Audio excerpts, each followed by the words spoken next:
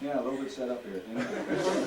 It was 2 o'clock, wasn't it? We said, yeah. Oh, Chester, by the way, we're going to have a little chat. Yeah, you went to bed early. Hey, 4 I don't know o'clock. how I'm supposed to follow up on everything that's happened today, tell you the truth. And I did know, actually, during the last day or so, that we were going to have a chat.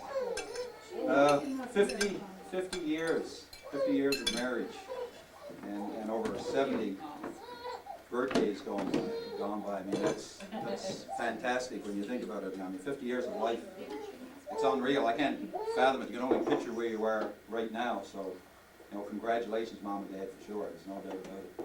And talking about life, I got to tell you this little incident that happened this past weekend. I couldn't believe it. I'm coming out here and we're talking about 50 years of marriage and life, and at the same time in Halifax there's this ecumenical service seminar going on where all denominations are trying to define when life begins. So the Catholic priest got up and said, he said, look, the Pope has sanctioned that life begins at conception and there's nothing else that can be said about it. And he sat down. Right after he sat down, the Protestant got up and said, well, now, just a second here. He said, we all know that the mother actually carries the infant, so until birth, we can't really say that there's life. So the Baptists got up and said, well, hold on now, we got to look at this somewhere in between. It's not a conception, and it's not at birth that life begins. It's actually when you can detect a heartbeat, around the 12-week. All of a sudden, this old rabbi got up, and he said, folks, you all have it wrong. He said, life begins when the last child leaves home and takes the dog. So I guess in our case that would be when David left home. Did you take sport? Yeah, you have to forgive me here too. Like I said, I did get a short notice that I was going to be doing this, and I just noticed one of the cards here says Chester, 2 loaves of bread, quart of milk. So you have to bear with me. So yeah, we're talking about David leaving home and starting a career. And I mean, if I go back to the other end, I guess I would have been the first to leave home and start my career. And I thought about it. I said, everybody today is career orientated. Jennifer's here attending university. Our oldest is at university. And I thought back to Dad and Mom, and I thought, they never had a career as we look at it today, but they worked very, very hard. And for Dad, I mean, it was carpenter full-time and fishing part-time. And Lynn actually brought up a point that I noted down here that we use in the military quite a bit, and it's used right across the workforce, that behind every good man there has to be an exceptionally great woman. And I think in Dad's case that there is no doubt about that Mom has been the driving force behind, and it's that way with all of us, and Mom exemplifies that. There's no doubt about it. And it's no good for me to say that without giving a couple of examples. I mean, there has to be some kind of good man. You got to have the great woman. Horse story. I got to tell you this horse story, and it probably ties in quite nice with what Scott was mentioning about the gas. And actually, what I was going to do as a lead into this is everybody has heard the shortest Newfoundland conversation, the 2 fishermen, one guy going out, the other guy coming in. The guy going out says, "Dear one," the guy coming in says, "Near one." And anyone from Newfoundland, of course, knows exactly what the conversation is about. Well, I got to tell you, we had this horse named Queen. At the same time, we had 4 pigs and a dog and whatever else around. And I, being the oldest, still home, was to make sure that the dirt, animals didn't do anything except dirt. That was a Newfoundland term. The dirt was cleaned out from the pigs and the horse and everything else by the time I got home and before Dad got home. Well, Queen had a problem. She ended up being constipated because we ended up getting this oat bran instead of the normal bran. And Dad was getting pretty excited about, this was been a day. And he told me, but he said, "Have you noticed Queen hasn't done her dirt or anything?" I said, "Well, I do notice that. I just cleaned it out. I don't care if she does it."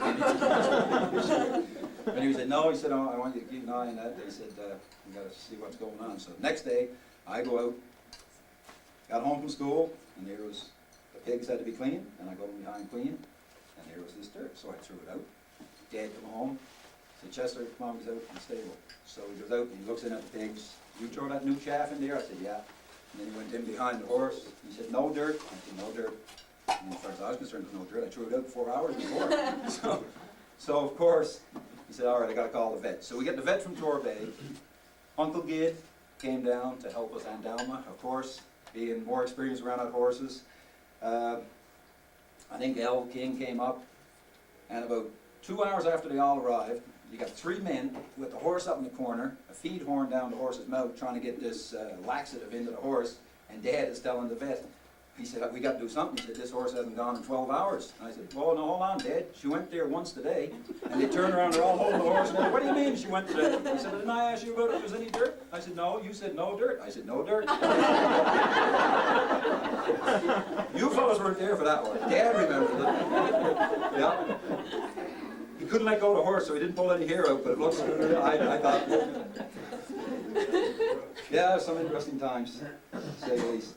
And I'm sure that, and I know, life itself is not all roses, and I'm sure 50 years of marriage for Mom and Dad hasn't been all roses. I did jot down here, and it's been more than adequately alluded to already, about the oldest of the family who passed on. And I can also remember the grandparents.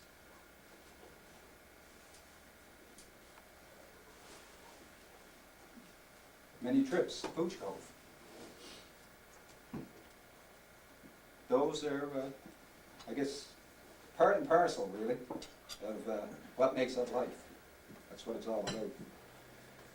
And they are very important parts of Mom's and Dad's 50-plus years. There's no doubt about that. There's many joyous occasions. Children getting married, I'm sure. We can all remember the weddings. Those are very, very important. Grandchildren being born. There is no two ways about it. The grandchildren being born has to be a very joyous occasion, and I'm sure that the great-grandchildren, as they come along, and I just want to stop at this point and say, have a talk to Selena, somebody else, and make sure that you guys take care of that. And I don't want to be your grandfather for a while, so make sure that some of the other nieces or nephews take care of the great-grandchildren aspect of it. Okay. Funny occasions, yeah. Funny sometimes after the fact. Sometimes we laughed after some serious incidents. I remember picking up a dynamite cap and deciding that it should be cut off, and blew it up my hand and ended up in hospital, and that was pretty serious, but we all laughed after. I mean, it was pretty crazy at the time. And actually, Scott left out a part there that after he put the gas in and they didn't manage to get the wood out, Dad told me he could have the Bronco that night, and I got something down here about a cod trap tore up or something. I don't know all the details on that. That's one of those unmentionable. Those unmentionable ones. And then there's some more recent endeavors. I mean, I jotted this down literally last night, and I was thinking, this is kind of interesting. I got one here, Dad and Gary building patios. That's, I mean, I thought they should have went into business because there had to be a market out there for patios, and they were doing a great job last year. And then, what are you laughing about here? We got Dad and John making fishing reels and sending them to Chester in Nova Scotia. How did I get roped into this? The fishery in Newfoundland collapses, and they do a winter project sending me up fishing reels. So, yeah, those are great occasions, needless to say. But all of those, I guess, make up the 50 years plus. And one of the other things that I came across when I was thinking of 50 years, you know, some quick math, and that you're back like post World War II, and I was thinking, gee, you know, I learned about that in history, and we all did, and our children really think it's history. I mean, but Mom and Dad and all the brothers and sisters and all the relatives who are here, I mean, they lived through that.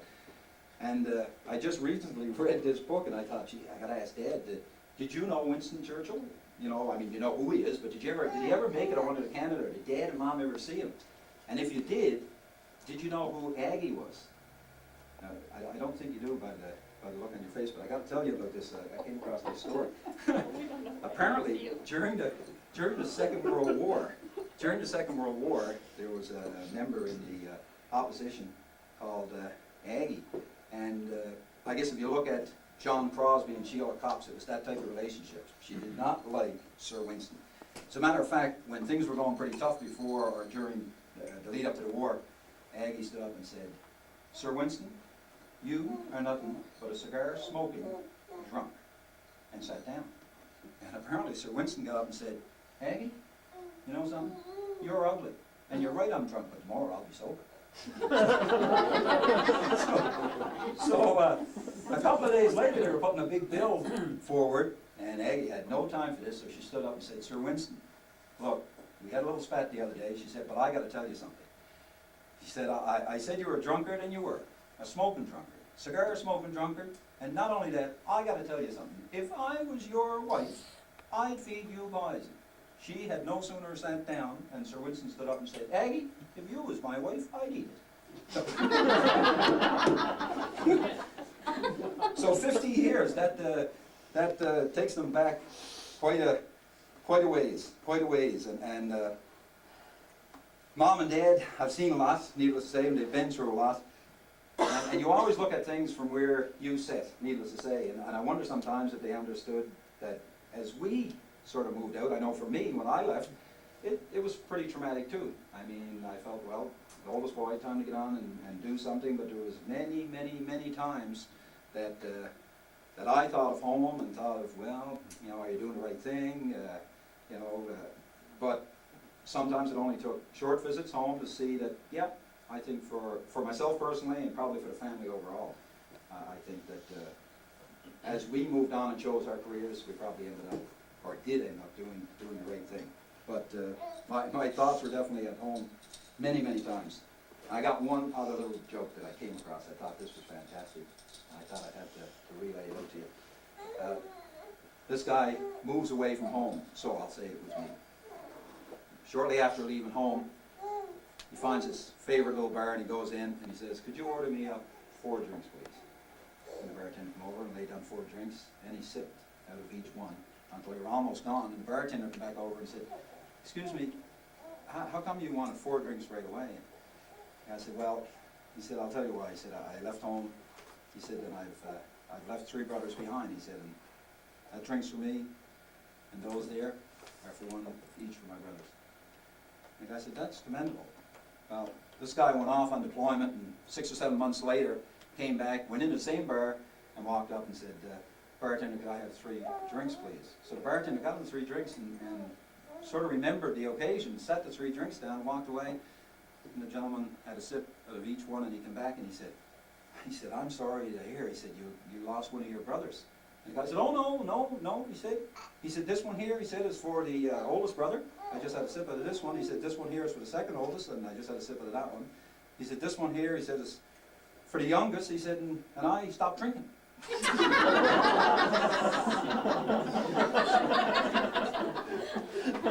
So anyway, to sum it all up, what I jotted down here is that I guess if I had to wish something for Mom and Dad for the future, it would be much more happiness and continued good health.